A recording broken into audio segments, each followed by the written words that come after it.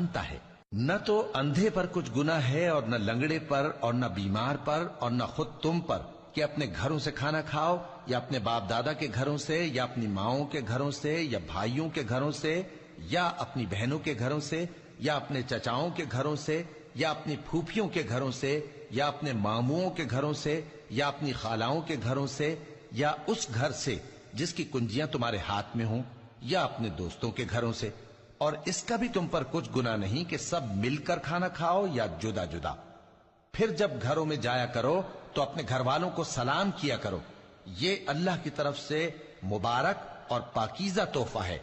اس طرح اللہ اپنی آیتیں کھول کھول کر بیان فرماتا ہے تاکہ تم سمجھو۔ مومن تو وہ ہیں جو اللہ پر اور اس کے رسول پر ایمان لائے، اور جب کبھی ایسے کام کے لیے جو جمع ہو کر کرنے کا ہو پیغمبر کے پاس جمع ہوں تو ان سے اجازت لیے بغیر چلے نہیں جاتے۔